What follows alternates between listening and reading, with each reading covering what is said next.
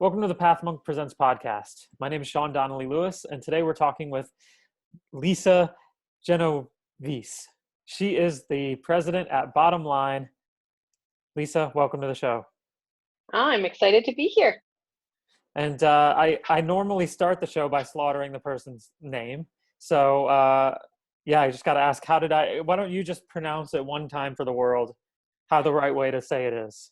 Well, you nailed it the Canadian way, but Genovese is the Italian way to say it.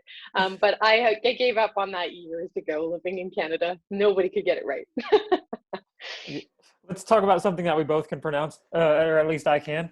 BottomLine. We are bottomline.com. What do you guys do? So we're in the market research and digital marketing space, really just use that data-driven approach to help our clients develop a comprehensive strategy and then get them in front of the right audience. Okay. And so how have you got the clientele? Do you guys do big companies, small companies? Tell us a little bit about that. Great question. So we are focused on mid-sized challenger brands. We've worked with, of course, really, really big box brands and as small as startups, but I would say the bulk of our portfolio are, those fast growing, really want to go to the next level, not afraid to be a little scrappy. Those are our best clients. Scrappy startups, scrappy to mid-size. I like it. Yeah. So how have you guys been able to, if you're so concentrated on one group, how have you guys been able to grow the company? Has it been a lot of digital marketing, inbound, SEO?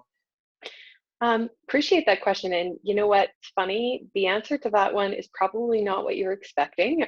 We have grown 90%, I'd say 98% by referral. We really haven't drank our own Kool-Aid, which is a little bit of a shame. I think if we did, it would probably have a tremendous and very profound impact for us too. But we've been very busy over the years, just growing by referral, and it's very kind of organic. So we don't do a lot of, cold outreach or outside of, we're very active on LinkedIn and posting, case studies and thought leadership pieces. We'll often have people reaching out from that. So maybe a smidge of inbound, but for the most part, it is, hey, I talked to XYZ person at XYZ company, and you did this for them. Can you do that for us too? And usually the answer is, yeah, absolutely. Well, at some point, they probably come to your website, right? Like the website does still play a role in acquiring new clients. Yeah, for sure. I think, and I mean, we have this conversation with our clients all the time, is that all of those pieces of collateral, whether they're digital or printed, it doesn't really matter. They're all part of the buying journey and they all inform part of that buying decision. It doesn't necessarily mean, though, that there's just, we ran an ad and then suddenly somebody picked up the phone. If the path to purchase was that linear, we'd all be rich and laying on a beach in Mexico. Yeah. So with the website, what would you say is the strength then, if it is so important? Would it be your ability to convert visitors, the quality of leads, user experience? What would you guys say is one of your strengths? And just to clarify, are you meaning our own website or websites we build for clients? The ones for your personal website, BottomLine. Okay. I'd say, some of the feedback that we've been given from either people that have looked at it or, clients, often testimonials and case studies are usually the two things that they say, I really appreciated, being able to read the experience from, some of your past clients or current clients, and, case studies outlining, how did you actually do it? We publish quite a bit of, we'll say, thought leadership through the blog as well. So a lot of like how-to guides, white papers on things. So a lot of content marketing pieces. And I think I'm assuming that's what they're finding of value because that's what they're telling us. Well, if you work in the marketing space, everybody feels like you have a room for improvement. If I just stay on the website for a second, where would you say the website could improve? It's a great looking website, by the way. Good job. Oh. But if you were to put on your critical hat for a minute, what would you say is room for improvement? Well, I think like the mechanic with the unchanged oil, there are definitely things on our website that need some improvement. Some of the UX could be a little stronger. There's a few things, even when it comes to case studies, where they're 3 clicks deep when they probably shouldn't be. Um, I know the other big thing we've actually been talking about recently making a change is with our kind of blog section. We've got the evolutionary leader stories first and then the blog content second. And we're talking about maybe putting the more educational stuff kind of front and center up near the top. And then also just easier to navigate to that blog. So adding it to the footer and just some simple things like that. Um, it's cobbler shoes. You never get to your own stuff. And that website got drug out for too long, and then I was like, okay guys, it needs to go live. I don't even care what it looks like, just get it up, and we'll fix it later. And then that later never came. So there are some things definitely that could be ironed out that just client projects have taken precedence. So Yeah. Coming back to what you guys do, for just for everyone listening, what would you say is the main competitive advantage to what you guys do to some other people that are occupying the same space?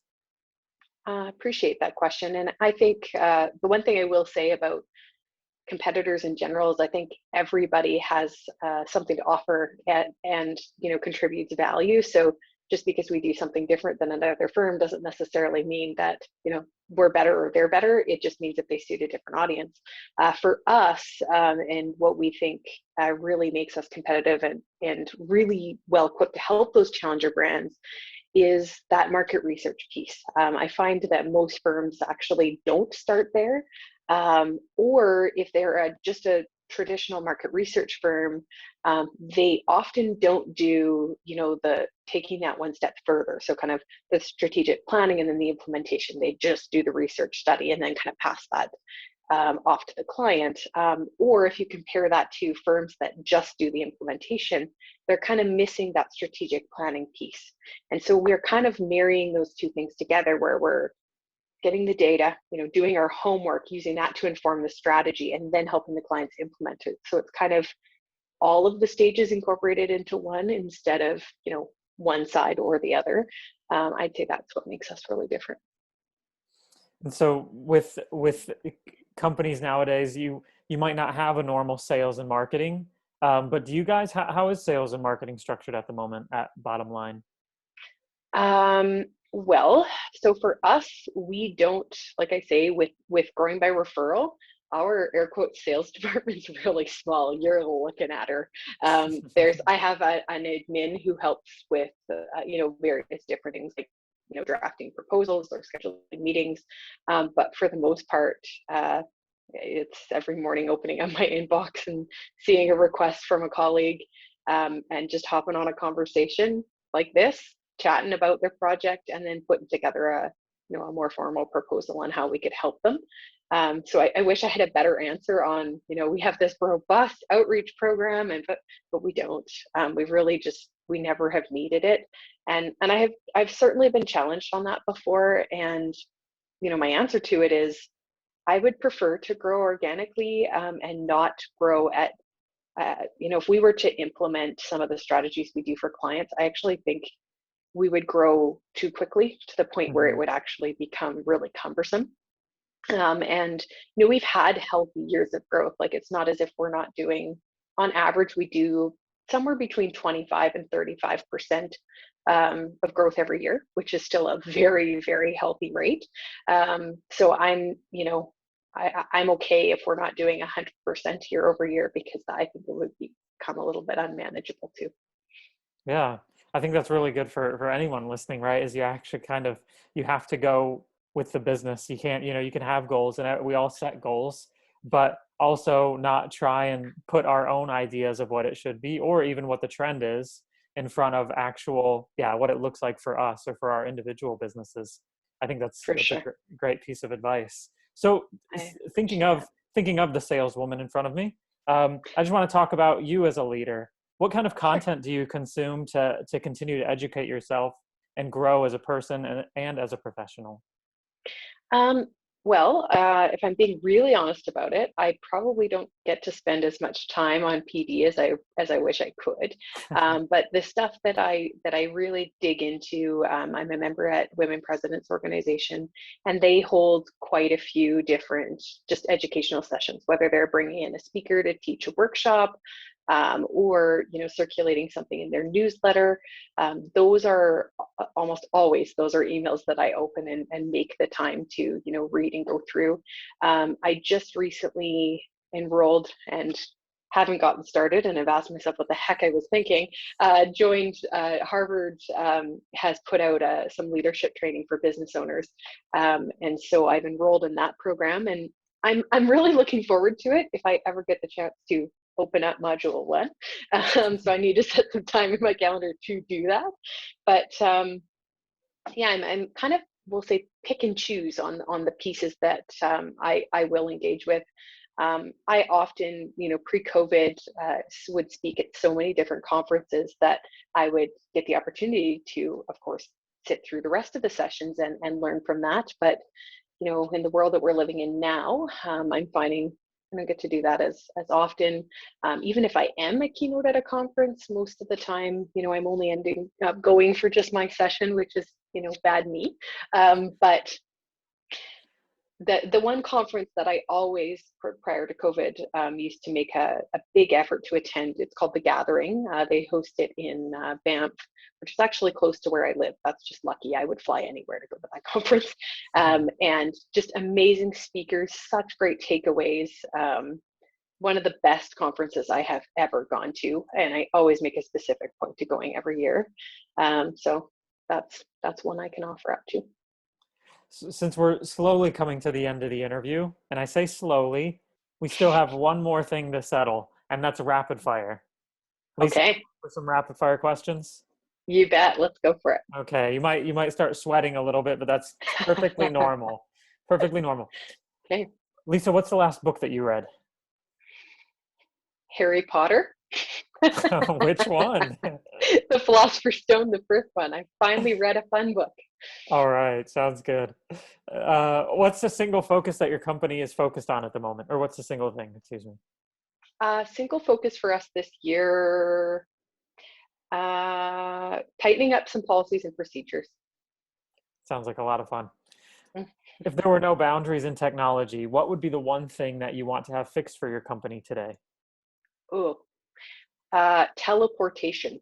To be able to get anywhere at the snap of my fingers, would be amazing. What's the last thing that kept you awake at night about your company? Um,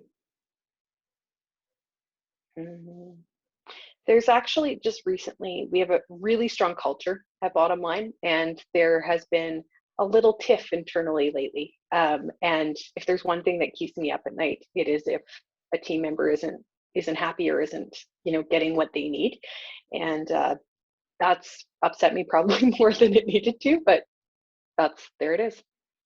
If you were to start over again in at Bottom Line, what would be the one piece of advice you give yourself? Uh, don't be so hard on yourself, and allow yourself the time to figure it out. It doesn't all have to happen overnight. That was Lisa from BottomLine. It's wearebottomline.com. Lisa, to end our show, we always give our guests the last word. So this could just be an overview of what you guys do, just a quick summary, or if you feel like something that we might have left out that you want to say, I just want to give you the floor. Go for it. I think the one parting thing I'd like to say is for everyone to just stay positive. This has been a tremendously difficult year. It doesn't matter what part of the world that you're in. And I think back to where I was saying, what advice would I give myself, at the beginning of my career? Just be kind to yourself through this. It is not a, normal time for any of us. And, this too shall pass. It's great last word. Thanks for being on the show today, Lisa. Absolutely, Sean. Thanks for having me.